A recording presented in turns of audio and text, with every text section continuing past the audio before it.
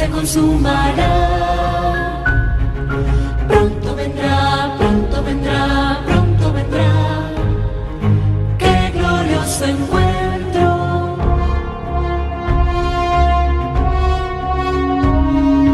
Muchos han dicho en su nombre soy el Cristo. Guerras, rumores de guerras oímos ya. Pronto vendrá, sí, pronto vendrá. Qué glorioso encuentro.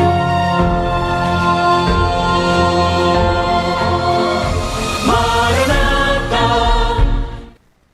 Es decir, así como Jonás estuvo en el vientre del pez 3 días y 3 noches, yo, el Hijo del Hombre, estaré en el vientre de la tierra 3 días y 3 noches. Luego, esa señal no era para nosotros hoy en día, sino era la señal que iba a caracterizar la generación de los tiempos de Cristo. Y la señal de nuestra generación, ¿cuál es? Porque si no es la primera venida, si no es la muerte y la resurrección, ¿cuál es? ¿O cuáles son las señales, las características de nuestra generación? Dice la Biblia que una de las señales será como los días de Noé. ¿Conocéis a Noé? ¿Sabéis de quién hablo? Pobre hombre, ¿eh? 120 años predicando y no ganó ni a uno. Bueno, a sus hijos, a su familia. 120 años diciendo que iba a llover y nadie le creyó. Qué bonito es cuando predicas algo y a la gente le gusta y la gente lo pone en práctica, es precioso. Pero qué terrible tiene que ser predicar y predicar y predicar y predicar y advertir y enseñar y exhortar y que no te hagan ni caso tú. Esa fue una de las características que este pobre hombre tuvo que aguantar. Al final, después de 120 años predicando, solamente entraron 8 personas al arca, 7 con él. Y el Señor dice, en los últimos tiempos, la sociedad será como los días de Noé. Indiferente. ¿Notáis indiferencia en España, hermanos, al Evangelio? ¿En Murcia qué tal? ¿Saben? Cuando llego a un sitio, siempre le pregunto a los hermanos o al pastor que me atiende o lo que sea, ¿cómo va la obra? ¿Cómo está la obra? Siempre hago la misma pregunta. Y la mayoría de las respuestas son generalmente siempre iguales. La gente pasa de todo, hay indiferencia, hay apatía, hay frialdad, hay dureza de corazón. Sí, puedes tomarte un café con ellos, un cortado, pero amigo, en cuanto tocas el tema del Evangelio, se ponen en guardia, ¿sí o no? Es una de las características de los últimos tiempos. Frialdad, corrupción, inmoralidad, apostasía, desorden, indiferencia. Vamos a ir a la palabra, por favor, a leer una porción que no tiene desperdicio, una porción extraordinaria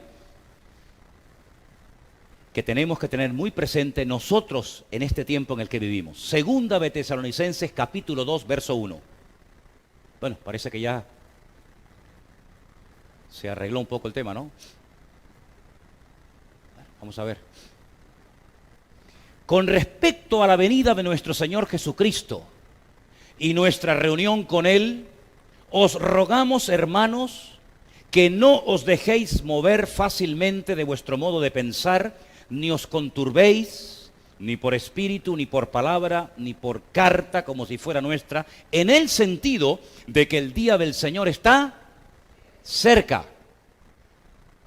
Si esto lo escribió Pablo hace 2000 años y dice que estaba cerca, imagínate ahora 2000 años después, más cerca todavía, ¿no?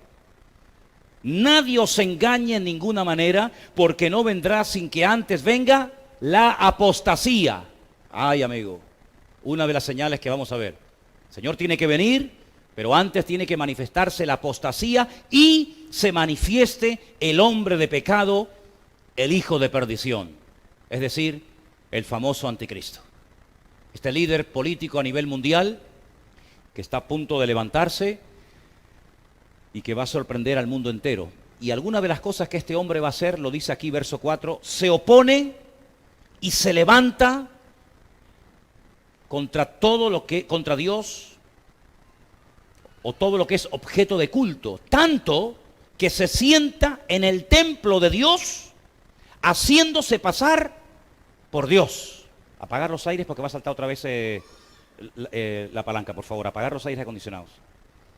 Se sienta en el templo de Dios. Yo hago una pregunta a ustedes en esta tarde. ¿Dónde está el templo de Dios? ¿Cuál es el templo de Dios? Porque si usted dice que el templo de Dios somos nosotros, quiere decir que el anticristo se va a subir encima tuyo. Luego no podemos interpretar esto como que se va a sentar encima de cada creyente. Porque el templo de Dios en aquellos tiempos era el único templo que había donde Dios decidió morar un tiempo. Y era el templo de Jerusalén. Pero usted dirá, pero hermano, pero si estamos leyendo que se va a sentar en el templo de Dios, haciéndose pasar por Dios, y hoy en día no existe templo en Jerusalén, ¿cómo se va a sentar en un templo que no existe? Bueno, usted no se está dando cuenta aquí que de una forma muy clara está diciendo la palabra de que en los últimos tiempos el antiguo templo de Jerusalén va a ser restaurado. ¿Usted no sabía eso? Claro que va a ser restaurado, y usted y yo probablemente lo vamos a ver. Y ha habido intentos a lo largo de la historia de levantar, de volver a reconstruir ese templo, y ahí en ese templo se va a volver otra vez a producir algo tremendo que va a dejar al mundo sorprendido. Dice que va a entrar en el templo de Dios y se va a llevar a cabo algo que conocemos como el nombre de la abominación desoladora. Quédese con este dato. Cuando se inaugure el templo en Jerusalén, pasarán 3 años y medio desde su inauguración hasta que este hombre entre al lugar santísimo y lo profane y se siente allí dentro haciéndose pasar por Dios y pretendiendo que toda la humanidad le rinda culto y le rinda pleitesía. 3 años y medio desde que se inaugura hasta que lo profana este mismo personaje.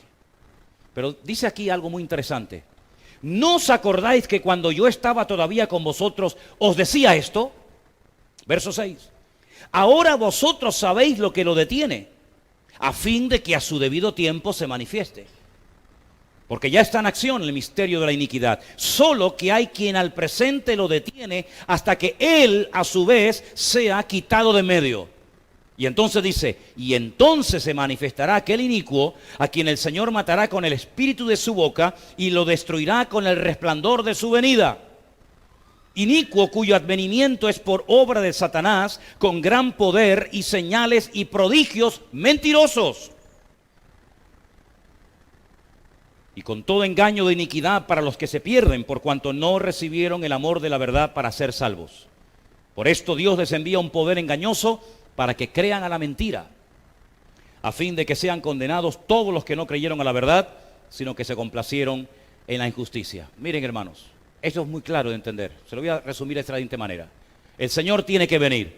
Hay más de 150 versículos en el Nuevo Testamento que dicen que Jesucristo tiene que volver otra vez a este mundo. Más de 150 versículos. Pablo habla en más de 50 ocasiones acerca de este magno acontecimiento, la segunda venida visible del Mesías, donde dice la Biblia que todo ojo le verá, toda rodilla se doblará y toda lengua confesará, para gloria de Dios Padre, que Él es el Señor de señores y el Rey de reyes. Amén. Si quiere usted más datos, más información acerca de este acontecimiento, lea por ejemplo, Zacarías capítulo 14, donde dice que cuando el Señor Jesucristo venga, dirá, dice la Biblia, ¿dónde va a venir? Dice que pondrá sus pies sobre el monte de los olivos. ¿Dónde está ese monte?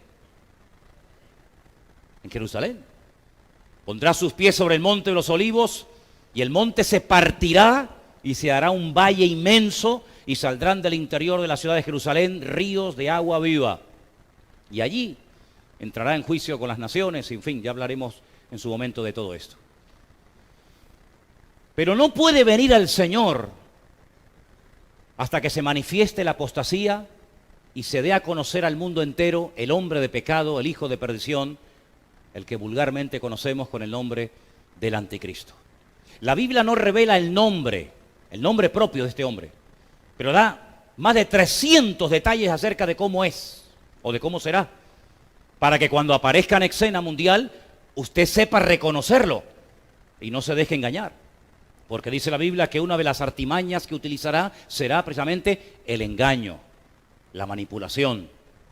Y la gente está tan deseosa de cambios, las naciones están tan hartas de ser engañadas, que en cuanto aparezca una persona que aparentemente viene ofreciendo verdades, la gente va a ser seducida y engañada de una forma tremenda, como nunca antes en la historia.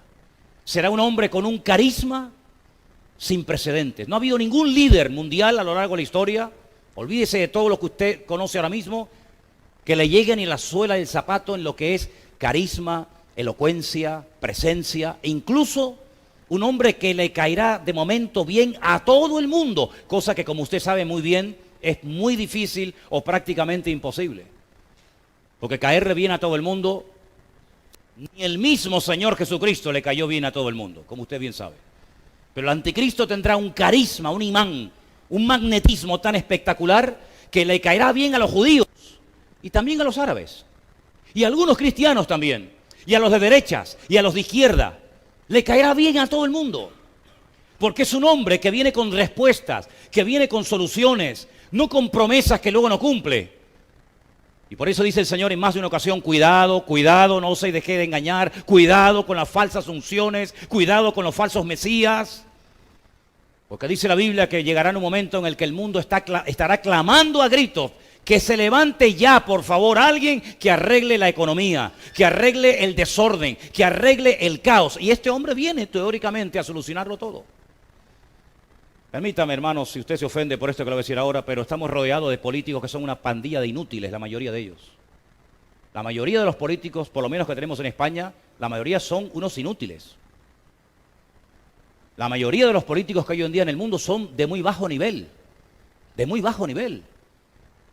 Personas que no les cuesta nada prometer y hablar y tratar de levantar una falsa expectativa, pero que a la hora de la verdad el resultado, el fruto que dejan es muy malo o prácticamente ninguno.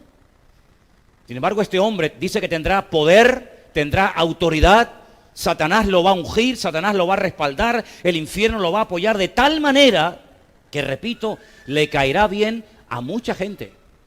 Y vendrá en un tiempo, dice la Biblia, lo hemos leído, de gran apostasía. ¿Eso qué es? ¿Qué es la apostasía? Bueno, la Biblia nos enseña que la apostasía es, en primer lugar, se produce en un ambiente de caos, de desorden, de disturbios, de violencia, de agresividad, pero dice también de enfriamiento.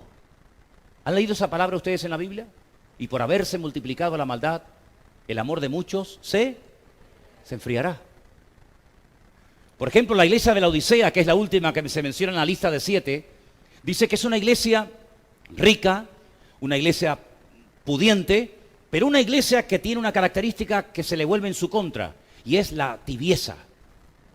El Señor Jesucristo dice, no sois ni fríos, no sois ni tibios. Permítame, ¿conocen hermanos así? ¿Conocen creyentes así? ¿Conocen ministerios así? ¿Conocen denominaciones así? Cantidad, hermanos. Vivimos en unos tiempos de una apatía, de una indiferencia. Y el anticristo se levanta precisamente en ese caldo de cultivo, en ese ambiente de frialdad, de indiferencia, de pasotismo. Y viene apoyado y viene avalado y viene, digamos, apuntalado por otro personaje del cual habla mucho, mucho la Biblia. Y es el que la Biblia llama el falso profeta. Profeta pero falso. Porque usted sabe que en la Biblia hay verdaderos profetas, pero también hay muchos falsos profetas. ¿Y cuántos falsos profetas se han metido en muchas congregaciones? Y empiezan a endulzar los oídos de la gente y empiezan a profetizarle a la gente lo que en el fondo la gente quiere oír. Y serás importante, y tendrás no sé qué, y tendrás un ministerio maravilloso, y viajarás por aquí, y serás reconocido, y tu iglesia no sé qué. ¿Cuántos falsos profetas han hecho desastres en las congregaciones, verdad? Sin santidad, sin poner tu vida en orden, sin buscar de Dios, sin oración. Te ofrecen todo a cambio de nada. ¿Qué te parece? Venga, vamos a recibir unción, vamos a llenarnos del Señor, vamos a gozarnos en el Señor. No importa si vives en desorden, no importa si vives en pecado, no importa si no te hablas con el hermano que está sentado a tu lado, no importa si has humillado a tu mujer hace media hora antes de venir a la iglesia, no importa si no eres una persona espiritual, no importa, el Señor te ama y te quiere bendecir y todo a cambio de nada. Ese es el mensaje que cae bien en las congregaciones. Ese es el mensaje de muchos que se llaman profetas, que vienen a las iglesias y te dan todo, ¿verdad? Vengan, hermanos, vengan adelante, vamos a orar. Ahora levante la mano y voy a orar, a soplar o le doy con la chaqueta. Alguna vez se me han preguntado, hermano, ¿por qué hay pastores que cuando oran y le tiran la chaqueta a la gente se cae? Y le digo, porque dentro de la chaqueta tienen una llave inglesa. Y claro, te mete un chaquetazo de esos y caes como una pelota al suelo, ¿no? Es una broma, ¿no? Pero ¿saben una cosa, queridos hermanos? Vivimos en unos tiempos muy peligrosos, muy peligrosos. ¿Saben cuánta gente está dispuesta a pagar con tal de que su hijo sea sanado, con tal de que su marido vuelva otra vez con ella, con tal de que su matrimonio sea restaurado? ¿Saben cómo se han levantado los santeros, los brujos, los centros esotéricos? Esta gente que cuando le llamas por teléfono lo primero que te preguntan, porque saben mucho, tienen un discernimiento espiritual tremendo, no sabes ni cómo te llamas. Lo primero que te pregunta es, ¿cómo te llamas? Tú sabrás. ¿Estás casado o soltero? Míralo ahí. Míralo ahí. Ya empezamos mal, no sabe ni cómo me llamo y me quiere arreglar la vida. Es increíble, ¿no? Pues dice la Biblia que vendrá la apostasía. El amor de muchos hermanos se enfriará.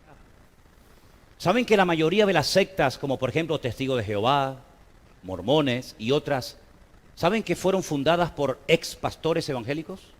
¿Sabían ustedes esos? Es tremendo, ¿eh? Es tremendo, ¿eh?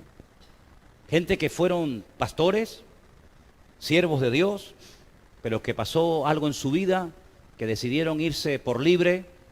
Eso aquí en España no se ve, ¿verdad? En España todo el mundo se sujeta, todo el mundo obedece, no hay ningún problema. ¿Cuántas personas se han levantado, se han enfadado con la iglesia, con el pastor, con la mujer del pastor, con el líder de jóvenes o con quien fuera? Y a los 2 días, a la semana te enteras de que ha abierto una iglesia y ahora es pastor. Y tú dices, ¿pero cómo puede ser esto?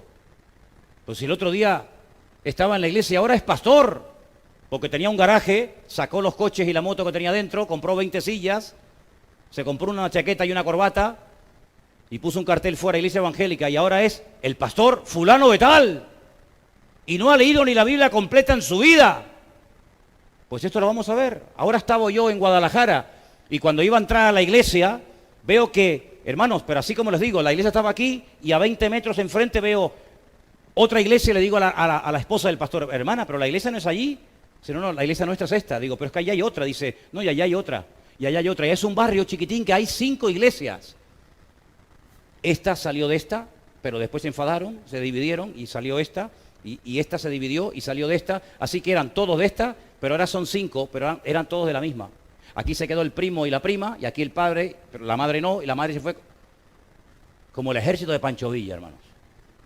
Igual que el ejército de Pancho Villa.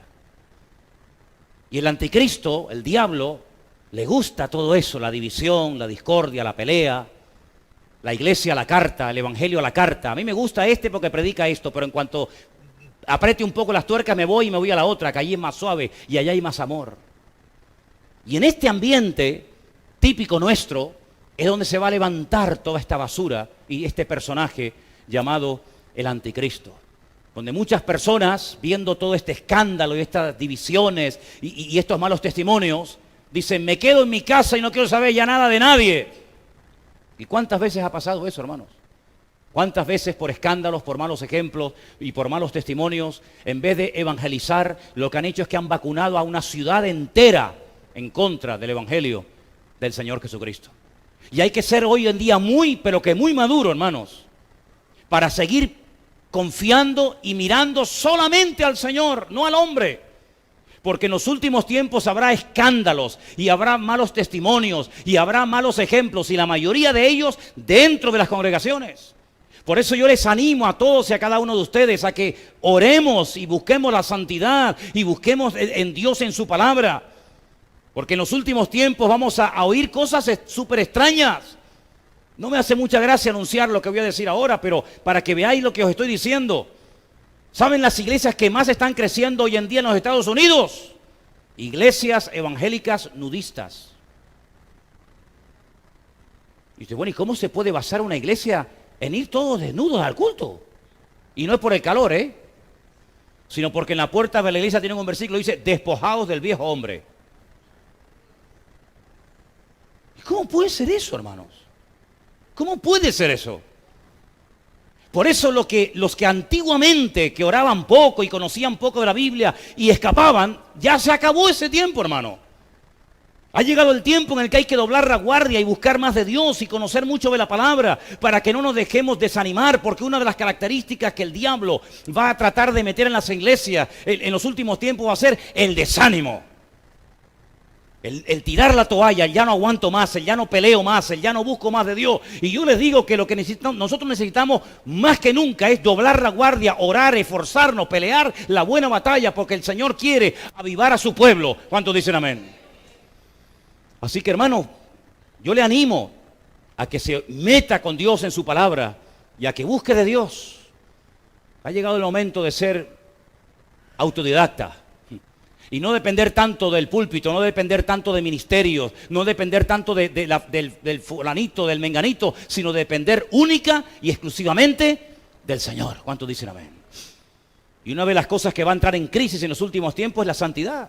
La santidad. ¿Qué es la santidad? Vivir en orden. Eso es la santidad. No es tener cara de santurrón y hablar bajito. Y cuando uno va a orar, Padre Celestial, te pedimos. Que tú... No es nada de eso místico. Es vivir una vida en orden, una vida como dice la palabra de Dios, perdonando cuando hay que perdonar, humillarnos cuando hay que humillarnos, orar cuando hay que orar. En otras palabras, ser como Dios manda, decentemente y con orden. ¿Cuántos dicen amén? Y cuando todo este caos se produzca y este hombre se levante y parece como que todo va tan bonito, hermano, se va a dar la vuelta a la tortilla. Y por eso vemos en la Biblia caballos que van cambiando de colores. Y es como una forma indirecta de decirte que lo que empezó muy bonito va a terminar fatal. Y aquel templo que llevan tantos siglos orando para que se reconstruya va a ser profanado. Y comenzarán las cosas a ponerse difíciles. Y este hombre va a ser de las suyas. Y entonces nos dice la palabra de Dios que en aquel tiempo el pueblo que conoce a Dios se esforzará. El pueblo que tiene sus raíces en la palabra de Dios soportará y podrán caer por un lado y por otro, pero los que tengamos la mirada y la confianza puesta en el Señor, permaneceremos fieles y firmes hasta la muerte.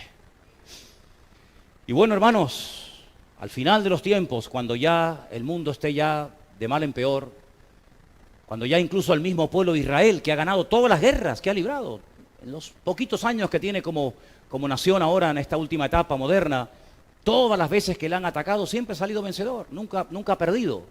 Hombre, claro, ha habido víctimas, ha habido bajas humanas, pero siempre ha ganado.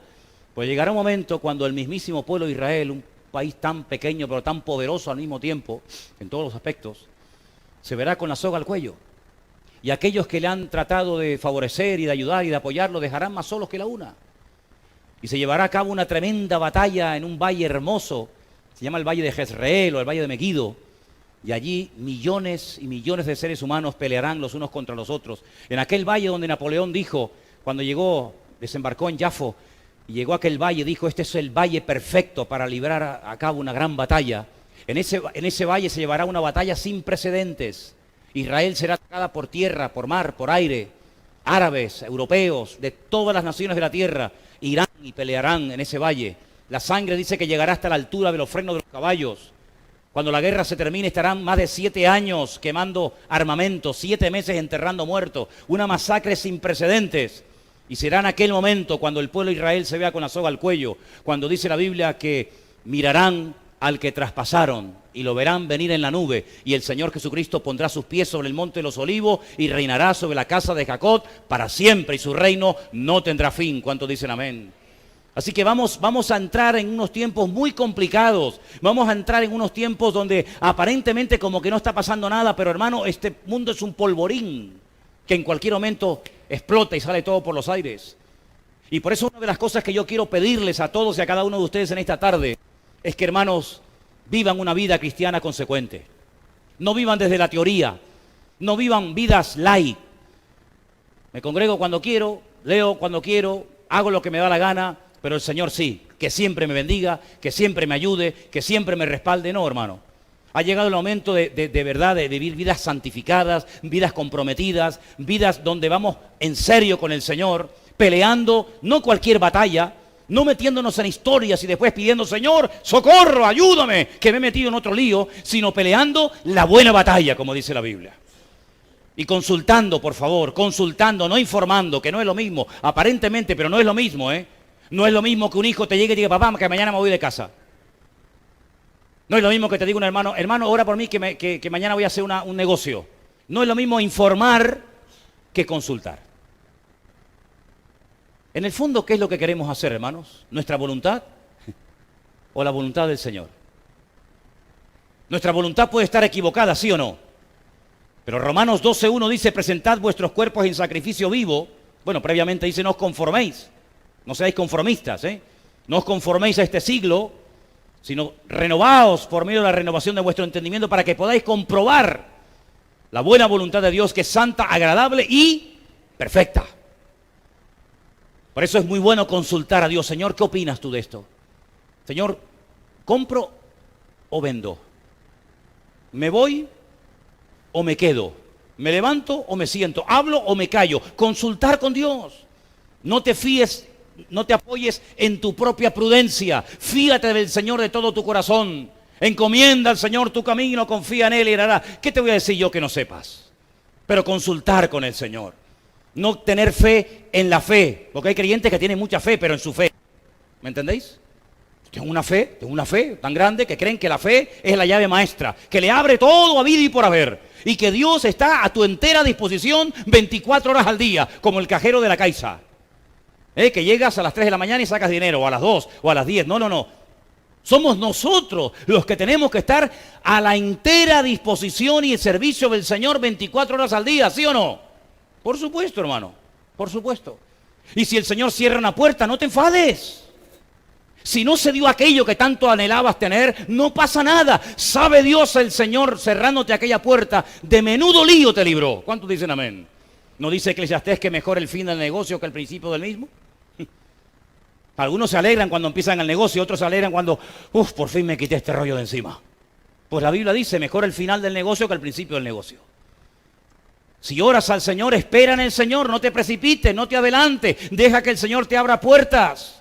No las abras tú con tu sabiduría humana, con tu experiencia, con tu no sé qué, sino espera en el Señor. Y si no se abre la puerta, no pasa nada. El Señor tiene algo mejor. ¿Cuántos dicen amén? El Señor siempre tiene lo mejor para nuestra vida.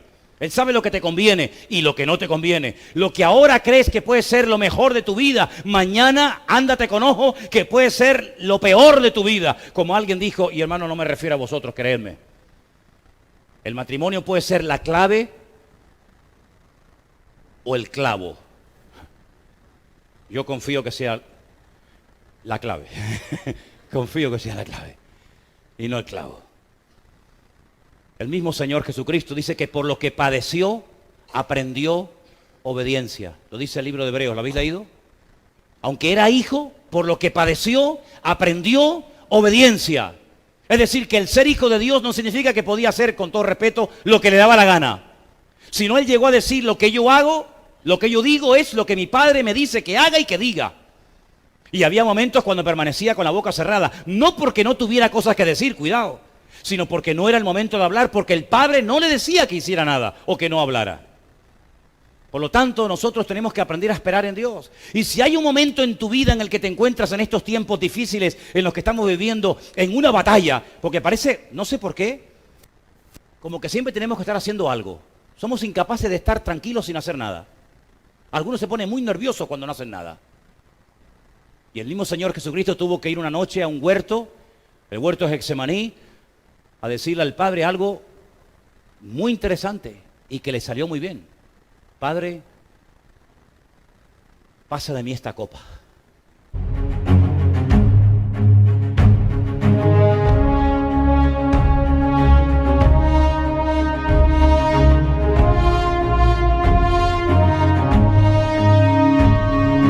Cielos y mares anuncian Cristo viene, nuestra esperanza al fin se consumará.